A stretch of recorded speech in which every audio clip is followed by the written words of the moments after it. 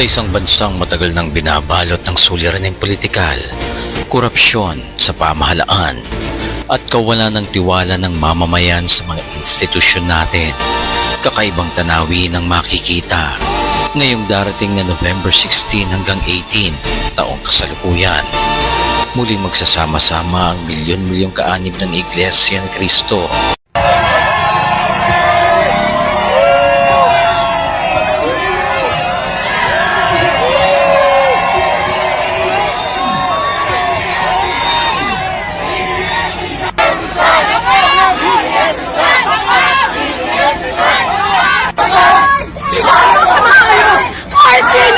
Kahit sinong ordinaryo, kung iaharas mo, hindi lalabas yan! Ang sabi ni Senator Ronald Bato, sabihin mo, humingi ba? Humingi ba ng flood control project sa'yo si Senator Joel Villanueva? Kilala ko yan. Magkasama kami ng ilang taon dito sa Senado. Alam kong karakter niyan. In effect, sabihin mo kung humingi sa'yo ng flood control project, magre-resign ako bilang senador. Sino may sabi? Born again ba? Hindi. Evangelical ba? Hindi. Okay. Dito, ginamit na talaga ni Brother Eddie Villanueva ang kanyang sikta para ipaliwanag ang may kaugnayan sa kaso na kasalukuyang hinaharap ngayon ni Senador Joel Villanueva, ang anak niya sa born again. Tama yung sinabi niya na kahit si Senador Bato na hindi born again, ay nagtanong kung humingi ba si Senador Joel Villanueva galing sa flood control, sa project sa flood control. Iba kasi ang hiningi niya. At ang pera na yan, ayon sa DPWH, kinuha nila galing sa flood control budget. Ngayon, pangalawang video lumabas. At ang paglabas nitong dating congressman na ako, Bicol Party List, Saldico. Alam niyo ba, ito sa Saldico, dating seminaryan ito. Kaya may panawagan ang CBCP. Iwan ko kung susundin ba niya yung panawagan. Mamaya pakita natin ang panawagan ng CBCP kaugnay dito. Ang CBCP ay hindi, ang Katoliko ay hindi makilahok sa isa sa gawang rally na pangungunahan sa Iglesia ni Cristong Tatag ni Felix Manalo. At makipag sanib puwersa itong mga sikta na Iglesia ni Kibuloy, Iglesia ni Eddie Villanueva sa isa sa gawang rally. At bago lang nagpalabas ng part 2 video si ako, Bicol Party List Saldi ako. Pero, ayon sa mga eksperto, kaduda-duda daw ang timing sa paglabas nitong video. Tandaan natin, kahapon ay muling nag-hearing ang Senate Blue Ribbon Committee. Siya'y inanyayahan na papasok via Zoom. Pero hindi nangyari yan dahil may inilabas na part 1 na video. Sisilipin natin. Alam nyo naman, hindi tayo maka-BBM, pero tingnan natin. Dahil sa panahong ito'y, ang daming mga faking news na kumakalat, di ba? At daming nadaya. Tulad sa mga kumakalat na siktang Iglesia ni Cristong Tatag ni Felix Manalo, daming natangay, milyon ang natangay nila dahil sa kainosintihan. Sa Iglesia Tatag ni Apollo Kibuloy, ang Kingdom of Jesus Christ, dami ding natangay. Ang Iglesiang Tatag ni Eliseo Eddie Villanueva na Jesus is Lord, dami ding natangay. Ang Iglesia ni Cristo, nagtuturo na sila lamang ang maligtas. Ang labas sa Iglesia ni Cristo ay taga-sanlibutan. At bawal makipaghalubilo sa taga-sanlibutan. Yun ang kanilang doktrina. Pagdating naman sa Kingdom of Jesus Christ, ang kanilang doktrina, abay, sila din ang maliligtas dahil lahat ng mga kaluluwa ay dadaan sa kamay ni Kibuloy dahil siya ang lalagda. Sa Iglesia de Cristo, meron silang self-appointed last messenger. Meron silang self-appointed anghel. Yun ay si Felix Manalo. Pagdating naman sa Kingdom of Jesus Christ, may self-appointed appointed Son of God, si Pastor Apollo Kibuloy na nasa kulungan. Pagdating naman sa GIL, ligtas na sila. At isa sa mga doktrina ng GIL at mga Pentecostal born again ay one save, always save. So balikan muna natin. Dahil pangalawang video ang inilabas na ni Saldico. No?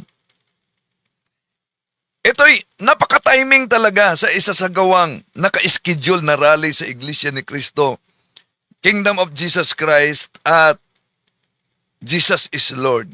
Na nauna nang sinabi ni dating Pangulong Sara Duterte na dadalo daw umano siya sa rally at yung mga kapartido nila na political ay dadalo din sa rally at ang mga miyembro ng INC nanawagan pati na sa Katoliko na sasali kayo, pwede kayong sasali, open ito sa lahat. Kaya very illogical sa doktrina nila, lalo na sa Iglesia ni Manalo, na huwag kayong makihalubilo sa mga tagalabas dahil sila'y taga-sanlibutan. Very illogical sa doktrina ng INC na na ang nagtuturo na si Kristo'y Diyos ay sa demonyo. Nandaan natin, si Kibuloy kahit ba self-proclaimed appointed Son of God,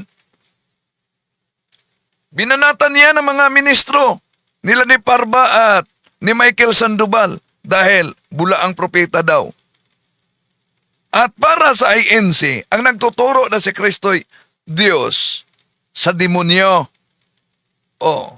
Ngayon, punta tayo kay Eddie Villanueva sa Jesus is Lord. Natural, nagtuturo din niya na si Kristo'y tunay na Diyos at tunay na tao. Hypostatic union.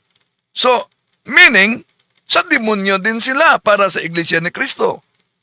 Pero, sa rally, ay sanib puwersa sila.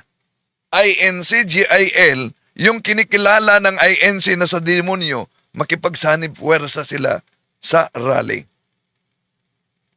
Balikan natin. Mamaya, tatalakayin din natin yung video ni Saldico, no? Mga kapatid. Ang tanong dito, sa di pagpasok niya sa Zoom, sa Blue Ribbon Committee at naglabas ng kanyang video, wala bang direktor sa likod nitong paglabas ni Saldico?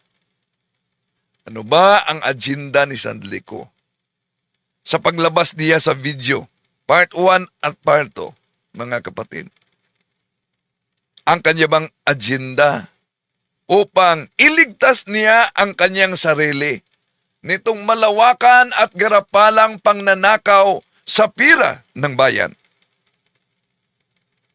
Sa isang bagong video, mga kapatid, itinanggi ni dating ako Bicol Representative Saldico na nakinabang siya sa umano'y mga isinisingit sa flood control project sa national budget. Itinanggi niya yan. Lahat umano ng mga insertions ay napunta ito kay Pangulong Bongbong Marcos Jr. At sabi niya, kay dating House Speaker Martin Romualdez. Okay, tatalakayin natin yan. Pero una, pakinggan muna natin itong kaniyang video. Part 1 ito. Na video niya. Pakinggan muna natin ang part 1 video ni Zaldico. River papunta sa bahay nila Pangulong Bongbong Marcos at Speaker Martin Romualdez. May katanungan para tayo dyan sa busis ng masa. Katanungan natin. No? Dahil may invitasyon sa isa sa gawang rally ng Iglesia ni Cristo sa Pamilyang Manalo at KOGC na siktang pinag-aari ni Kibuloy at GIL na siktang tatag ni Eddie Villanueva. Ang tanong, sasali ba kayo sa rally ng INC, KOGC at GIL ngayong November 16, 18? Yes or no? 12% ang yes, 88% ang no dito. Okay. Tuloy muna natin si Zaldi. Mag-insert or magpasok ng 100 billion worth of projects sa BICAM.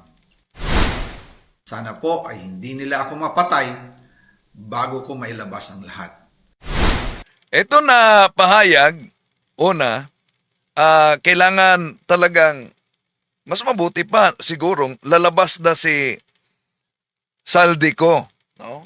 Dahil yung pahayag niya na pwede akong mapatay, sana hindi ako mapatay, pwede itong sasakyan ng ibang grupo para idiin, of course, si Bongbong Marcos, no? Kung sakaling may mangyari sa kanya, pwede itong sasakyan. Pero itong pahayag niya ayon sa mga eksperto, magiging may laman lang ito kung, nawala pala. Kung susumpaan niya itong pahayag na ito at di siya magtago. Tuloy natin. Ginawa ko lang ang utos sa akin, pero ngayon, handa na akong harapin ang lahat. Ginagamit ng administrasyon ang buong resources ng bansa para tumahimik ako. That he will shoot me if I will talk. Gagamitin ako. Sino ba itong he na he will shoot me if I talk? Sino ang tinutukoy niya na he? Dito, si Pangulong Bongbong Marcos o si dating House Speaker Romualdez? Bilang panakipbutas sa kanilang kampanya laban sa korupsyon. Hindi na ako mananahimik, ilalabas ko ang lahat ng katotohanan. May resibo, may ebidensya, at may pangalan. O yan, siguro na nakita na ninyo yan, ang unang bahagi mga kapatid, no? At lumabas pa ang isang bagong video niya kung saan itinatanggi niya na nakinabang siya sa mga insertion daw. Oh, dahil lahat umano ng mga insertions napunta talaga umano kay Pangulong Bongbong Marcos Jr. at dating House Speaker Martin Romualdez. Pero may mga tanong na dapat sagutin ni Zaldico sa kanyang video. Na may mga buta sa kanyang video. Batay mismo sa kanyang pahayag. Una, kung si Pangulong Bongbong Marcos ay utak sa korupsyon, sa malawakang korupsyon na kinaharap nito sa ating bansa ngayon, ang tanong, bakit pinaimbestigahan ni Pangulong Bongbong Marcos itong malawakan na investigasyon? Di ba? Isang logical o isang rational na pag-iisip mga kapatid. Bakit magpapaimbestiga ka sa garapalang korupsyon sa bansa kung ikaw mismo ang maiipit nito. Di ba? Oh. Kung ikaw mismo ang mapapahamak, bakit kailangan na magbuo ng ICI na ito pala'y ikapapahamak sa nagbuo, di po ba? Oh. Pangalawa, yung sabi niyang nakiusap si Pangulong Bongbong Marcos na isingit yung budget sa BICAM. Bakit kailangan na isingit yung isang sinabing 100 bilyon sa legislative, mga kapatid, na budget?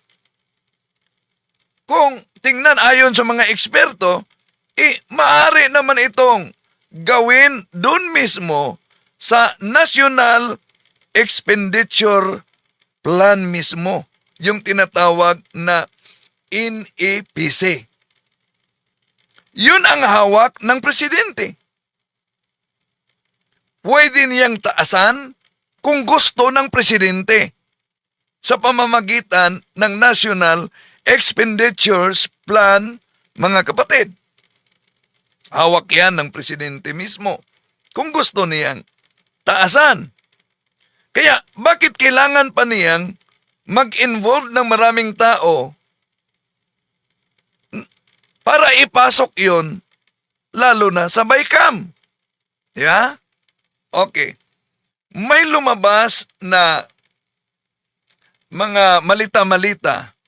Nakita na siguro ninyo yan. Yung malita na lumabas, may pizza. Ito, malita. Mga pizza, may year. May January, cash out daw, January 11, 2025. Meron ding, tingnan nyo, meron ding 2024, November 2024, sa pinakita niya, ito daw umano ang bilyon-bilyong halaga na cash out na pinakita niya. So, yan ang pinakita ni Zaldico na sabi nila, abay, klarong-klaro umano na may mga butas. Bakit? Batay sa pahayag niya, inutusan umano siya ni Pangulong Bongbong Marcos na i-insert ang magkaanong halaga 100 billion sa BICAM. BICAM budget 2025. So, yung 2025 budget, ang BICAM ng 2025, nangyari yon noong December 2024. Pero batay sa ipinakita niya at pahayag, nag-deliver umano ng mga malitang-malitang may laman na mga pera. Kailan? January 2024. At meron pang June 2024. Pero, ginagawa pa lang ang budget noong panahong yon, mga kapatid.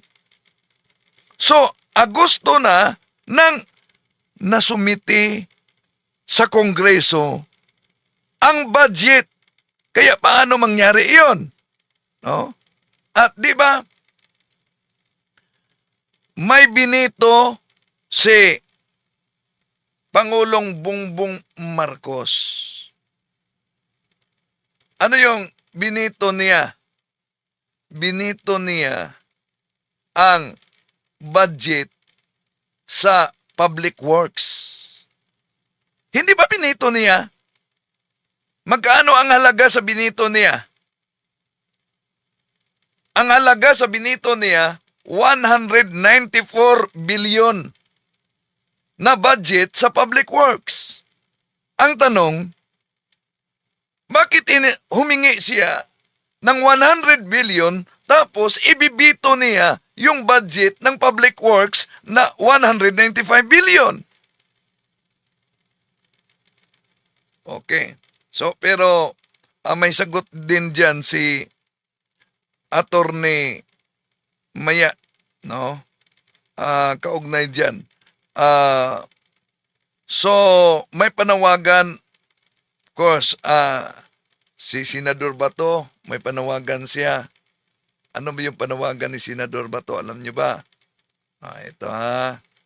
Na natin itong panawagan ni Senador Bato. Sandali.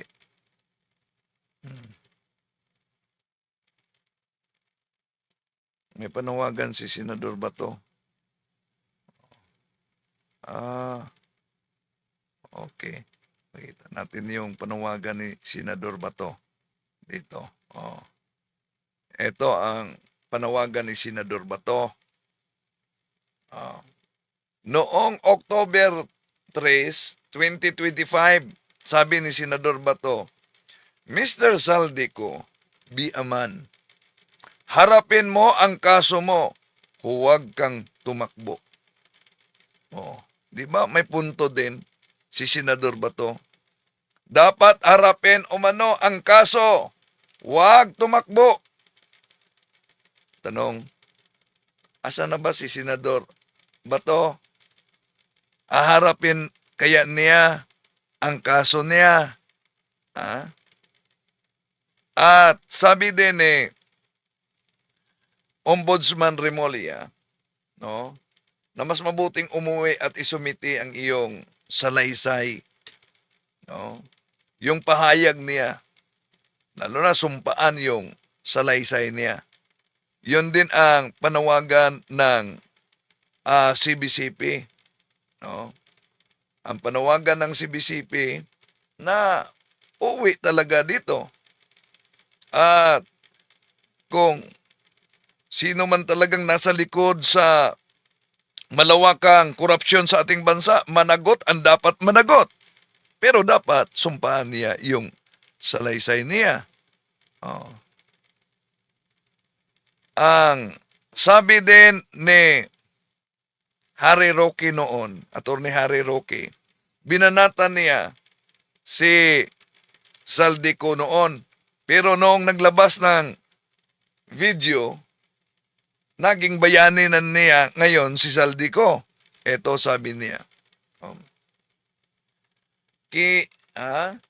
Kinasusuklaman ka na ng mga anak mo, Saldico, dahil sa mga pangnanakaw mo. September 30, 2025, sinabi niya. Pero nitong bago, nang naglabas ng pahayag, November 14, ito ang pahayag ni Attorney Harry Roque. Salamat kong Saldi, isa kang bayani sa mamamayang Pilipino na nagbulgar sa korupsyon ni Marcos Jr. Kaya kung ako sa iyo, Junior, umalis ka na sa pwesto mo. Pauupuin mo si Inday Sara. Yun ang plano nila. Pauupuin. Kaya naghanda talaga ang gobyerno sa posibleng mangyari ngayong pizza 16-18. Dahil kung sakaling ipatalsik si Pangulong Bongbong Marcos, sino ang papalit sa kanya? Of course, ang Vice President. At kung sakaling uupo, papalit kay Pangulong Bongbong Marcos si Vice President Sara, malaking utang na loob niya sa Iglesia ni Kristong Tatang ni Felix Manalo. Ano kaya ang kabayaran sa utang na loob na ito para sa Iglesia ni Manalo? Lalo na sa Jesus Christ is Lord dahil sasali sila sa isa sa gawa na rally. Anong mangyari sa kasalukuyang kaso ni Senador Joel Villanueva. Ano kaya? Lalo na kay Pastor Apollo Kibuloy ng Kingdom of Jesus Christ. Di ba? Nasa kulungan ngayon si Pastor Apollo Kibuloy dahil sa patong-patong na mga kaso. Pero kung maupo ang matalik niyang kaibigan na si Inday Sara, ano kaya ang posibleng mangyari sa mga kaso ni Pastor Apollo Kibuloy? Ha? Kaya sa may sabi si Attorney Rowena Guanzon, ano yung sabi niya? Ito, ang sabi niya, kita natin. Huwag ka muna umuwi, Zalde, unless gusto mo maging Saldico International Airport ang lalapagan mo. Sabi ni ito ni Guanzon, taliwas naman sa panawagan ng CBCP na harapin niya yung kasong ito. Pero di dapat ibaliwala din ang threat, no? Sa kanyang buhay dahil pwede itong sasakyan para si BBBM ang sisihin kung meron mang mangyari. Ngayon, sabi din ni Cardinal Advincula, may pahayag si Cardinal Advincula. Ito ang pahayag niya inilabas ngayong araw na ito. No?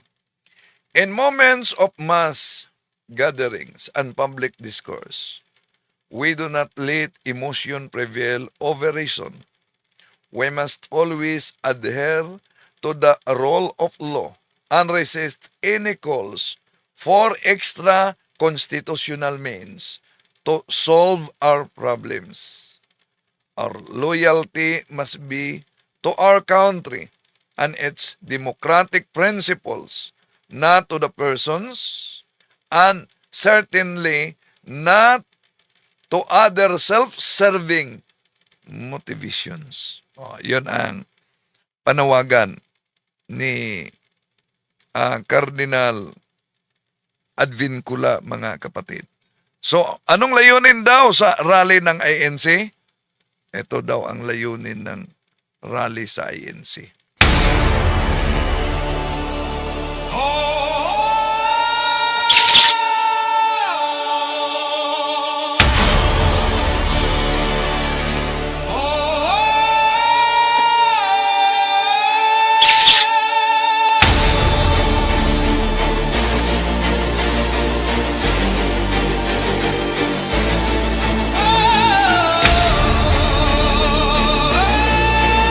So sa ating boses ng masa diyan, may katanungan na sasali ba kayo sa rally ng INC, QOGC at GIL ngayong November 16, 18? May nag-yes, 10%, 90% naman ang no. Sabi ni Rowena Sanchez, hindi kami sasali sa rally nila. Nagkakalat lang yan sila diyan sa kalye. Itong rally pala nila dadaluhan sa mga kaanib ng Iglesia ni Cristo sa iba't ibang bahagi sa ating bansa.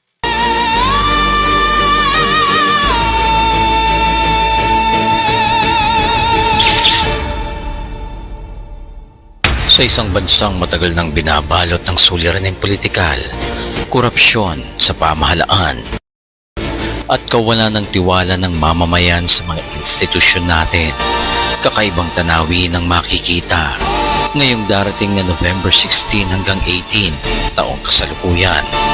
Muling magsasama-sama ang milyon-milyong kaanib ng Iglesia ni Cristo mula sa Metro Manila at iba't ibang karatig ng mga probinsya upang ipakita hindi lamang ang kanilang pananampalataya, kundi ang kanilang paninindigan para So, ipakita daw ng INC ang kanilang pananampalataya.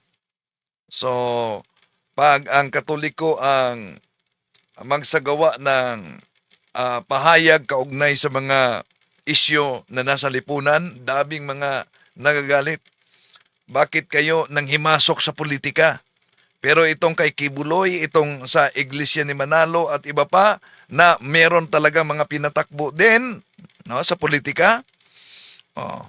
Eto, rally nila para daw umano ipakita ang kanilang pananampalataya. Ano ba yung pananampalataya ng Iglesia ni Cristo? Si Felix Manalo, Anghel. Ang ating Panginoon Jesucristo, tao. Yan. Para sa kapayapaan, kaayusan at pagkakaisa ng ating bansa. Sa kabila ng hamon ng panahon, nananatili ang isang di mababaling katotohanan. Yan, nakita ninyo na ministro noon ay si Mr. Arnel Tumanan. 'Di ba? Ayon sa kanila, rally para sa kapayapaan. Walang halong politika. Pero binanatan ni Arnel Tumanan dito politiko. At doon din nagsalita si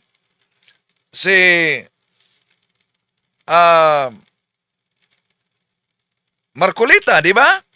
Binanatan din yung mga politiko.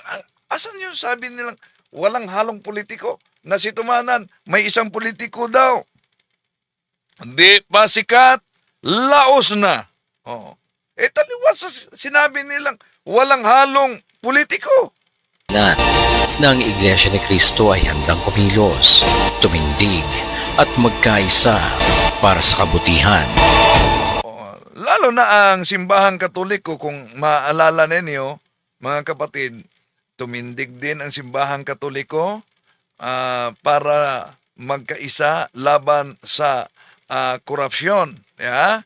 Pero sa umugong na balita na may posibleng destabilisasyon, kaya naglabas ng pahayag ang CBCP na the Catholic Bishops' Conference of the Philippines, CBCP, and Caritas Philippines categorically state that we are not involved in, nor do we endorse any rally or public gathering reportedly scheduled on November 16, 18. Most Reverend Jose Colin Bagaforo, Bishop of Kidapawan, National Director of Caritas Philippines, sa ngalan ng CBCP. No? Kaya may katanungan tayo diyan, dadalo ba kayo sa rally? Yes or no? Pwede ninyong anseran diyan ang busis ng masa natin. Pakipindot lang yes or no, mga kapatid. So, tingnan natin itong rally nila kung totoo bang walang halong politika. Ng sambayan ng Pilipino. Halina't samahan ninyo kami sa isa na namang panibagong episode. Dito lang sa Ingo News. Yan, sa Ingo News ng INC, isang kaanib ng INC. Now, dadalo talaga ang GIL. Bakit? Dahil naiipit sa isyong ito si Senador Joel Villanueva. Totoo ang sinabi. Walang hiningi sa flood control, ibang project ang hiningi, pero ayon sa DPWH, doon nila kinuha sa flood control. 'Di ba? Sa Senate hearing 'yan. Ang sabi niya, doon sa isa sa mga planted na testigo na tinakot. So sa pagtitipon nila, sa pagsisimba nila ito sa GIL, tinatalakay at live pa. Hindi ko malaman kung sinong tumakot, pati pamilya niya. Asawa niya, sinasabi doon sa Bulacan, tinakot siya. Papatayin yung asawa at mga anak niya. Kaya wala siyang magagawa. Nakarating sa amin yung balita na yun. Kay totoo yun, kay hindi. Ang sabi ni Senator Ronald Bato, sabihin mo, humingi ba? Humingi ba ng flood control project sa'yo si Senator Joel Villanueva?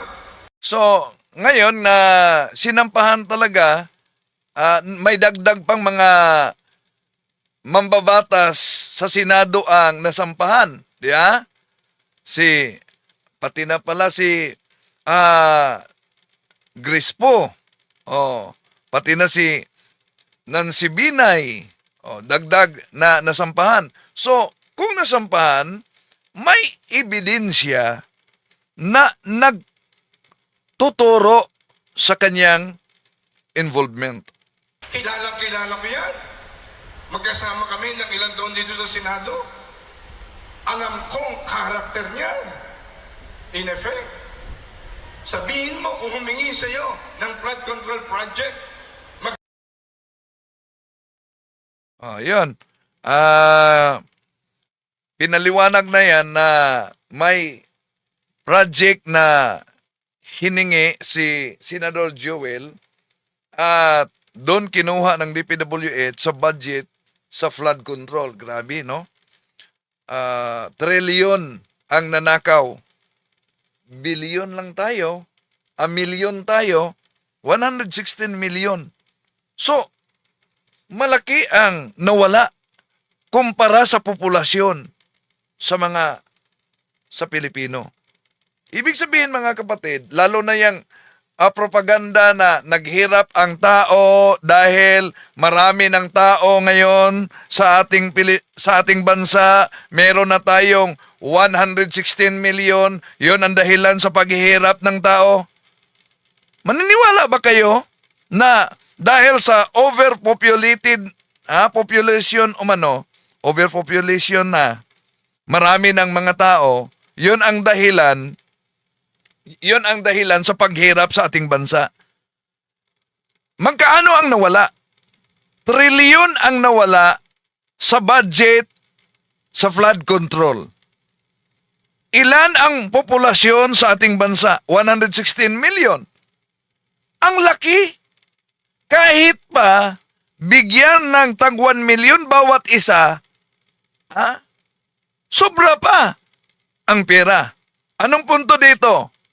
Ang punto dito mga kapatid, ang ating bansa naghirap hindi dahil merong 100 million na mga Pilipino. Kaya nga, may kampanya sila na dapat talaga umano yung tinatawag na artificial method of family planning dahil dumami ang tao, kailangan makontrol, naghirap na ang ating bansa. Kahit pa halimbawa sa ilang buwan itong 116 million, palagay lang natin magiging kalahati na lang ang mananatiling tao nito. Ang tanong, yayaman na ba ang ating bansa kung maliit lang ang tao sa ating bansa pagkatapos itong mga mananakaw, itong mga buhaya ay patuloy pang nagtatago sa kanilang pwesto? Kaya, managot ang dapat managot. May reaksyon si DPWH Secretary Dizon kaugnay sa sinabi ni inilabas na video ni Saldico. May pasabog si dating Congressman Saldico, ini-involve niya si Presidente at si Speaker Romualdez. So nga sinasabi yung insertion na 100 billion daw. Anong tingin mo dito? Ako personal ko yung opinion. Unang-una, kung maaayagan nyo, ang Presidente ang nagpasabog dito sa SONA mismo. At simula nung SONA hanggang ngayon, hindi lang salita ang ginawa ng Presidente, konkretong aksyon ang ginawa ng Presidente para mapalagot lahat ng dapat palagot. Binuo ang ICI, ang dami ng mga kinasuhan, lahat ng mga reforma natin sa DPWH, sinabi ng Pangulo, gawin natin lahat yan. At most importantly, sabi niya, wala tayong sisinuin kung saan tayo dadalhin ng ebidensya, doon tayo pupunta kahit sino pa yan, kahit kamag-anak pa niya. Yun, paulit-ulit sinabi ng Presidente. In fact, kahapon na nagbigay siya ng report, komprehensibong report ng lahat ng ginawa ng gobyerno sa loob lamang ng 3 buwan. No, so, hindi yon consistent dun sa sinasabi ni Congressman Saldico na may involvement ang presidente dito. Kasi, kung involved ka, bakit ikaw mismo magpapasabog? Bakit mo gagawin lahat ng ito? Bakit mo ibubuo ang isang independent commission?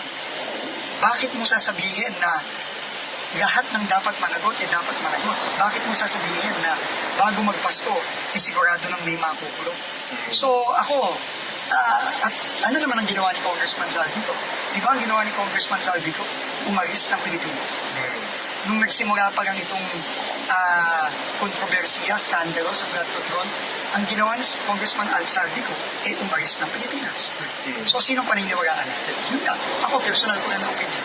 Sir, kumusta ang mga cabinet secretaries? Talaga bang nasa likod pa rin kayo lahat ng Siyempre, Pangulo? ako naniniwala ako. Lahat ng kabinete nasa likod ng Pangulo. Kasi nga, siya mismo ang nagpasabog nito. Wala sa history ng bansa na presidente mismo ang nagsiwala sa isang napakalaking corruption scandal. Si Pangulong Bongbong Marcos nito.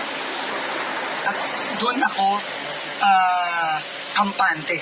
At doon nanggagaling ang aking paniniwala at ang aking lakas na tuloy-tuloy ito at kung ano ang sinimulan ni Pangulo ng SONA, tatapusin din nito. Kasama niya ako dito sa pagtatapos dito sa napakalaking skandalo. So 100% ang supportan po. Oh, absolutely. Pero sir, Tatapusin natin ito kasama ang Pangulo. Sir, Okay. No, so, at ikagawa, nakita natin ito sa Catanduanes na naging epektibo, yung mga tinatawag nilang hexapad. Yung parang mga jackstone, no, na malalaki. No, kasi nakita natin sa Catanduanes, yung area na walang hexapad, hindi nasira, yung area na merong Yan ang reaksyon ni Secretary Dizon kaugnay sa inilabas na video ni Zaldi ko mga kapatid. Pero bago dyan, inaniyahan ko kayo na subscribe sa Factbusters PH bagong channel dahil nahack ang 69,000 subscribers ng Factbusters PH nahack. Nawala, nabura talaga. Ito ang bago ngayon mga kapatid, no, ni Kaburnok. So inaniyahan namin kayo, no, huwag kalimutan mag-subscribe, dami kayong matutunan. At may isang channel din ako, ito, Pananampalataya at Katwiran. Ito ang channel natin. Inaniyahan din namin kayong mag-subscribe sa Pananampalataya at Katwiran at sa Factbusters PH, mga kapatid. No? Okay. So, si Attorney Claire Castro, kaugnay dito, ito ang kanyang reaksyon. Kasi para mas maliwanagan tayo. Kasi pag nakikinig ka lang, mga kaklir, sa totoo lang, hindi mo yan maihimay-himay. So, meron ako dito, yung pinaka-ano niya, yung salita niya dyan, pero panonoorin po natin yung video niya. Okay? Okay? Let's go na, mga kaklir. Medyo nalita ang pasok ko. Okay?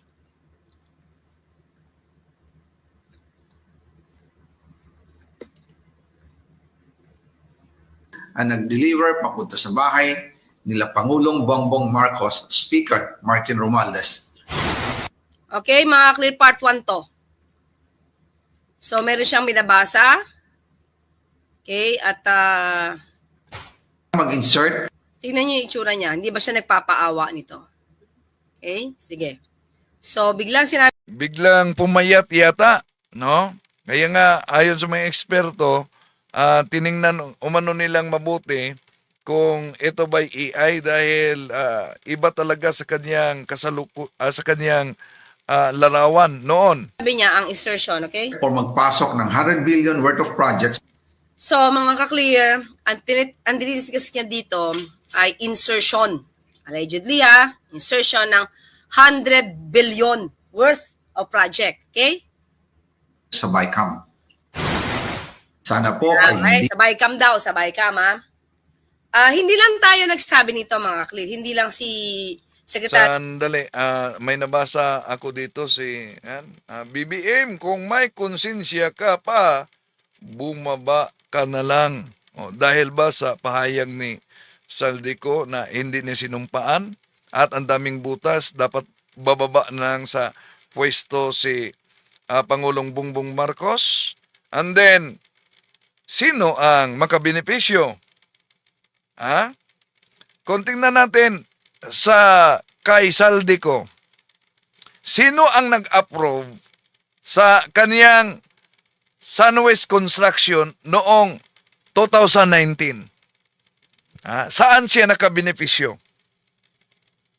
Si Saldico. Di ba sa dating administrasyon? Ngayon, ayon kay Vice President Sara Duterte, ang bahagi sa kaniyang intelligence fund ginagamit pag-imbestiga sa korupsyon na nangyari sa DepEd kaugnay sa yung laptop scam. Magkano yon? 2.4 billion na laptop scam. At alam nyo ba ano resulta? Sino na sa likod? Di ba si Saldico? Ang saya, no? Tuloy natin. Rimina, Pangandaman, pati pati do sa kwentuhan, no, nadig natin, si Professor Shelo Magno. Okay? Sinabi niya, kung talagang gagamitin daw ang power, hanapin nga natin, ang nadinig ko is hindi naman ganon katan-GA ang Pangulo. Hanapin natin dito. Para maganda yung kanya dito mga clear. Ito from the kumbaga isang critic ni Pangulong Marcos Jr., isang critic. Pero ang kanyang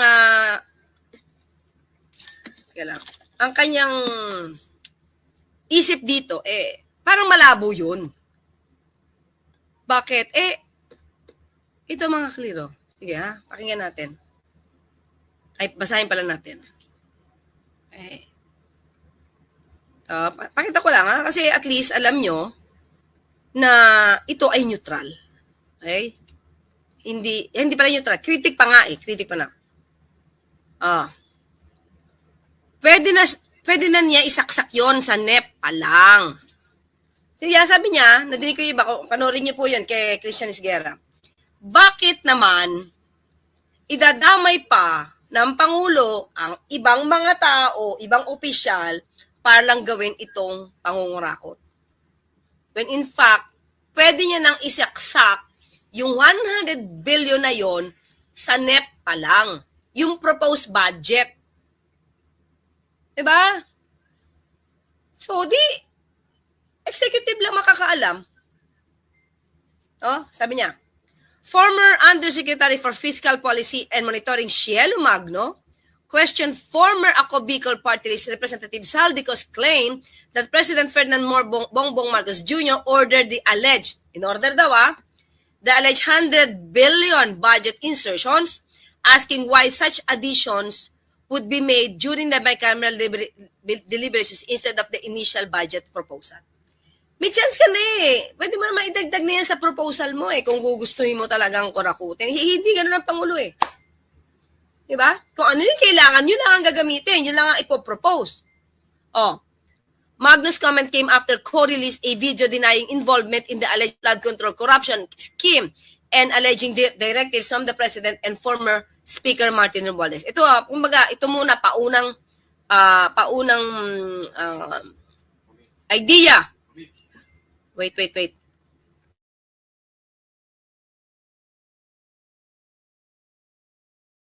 So, mga ka-clear.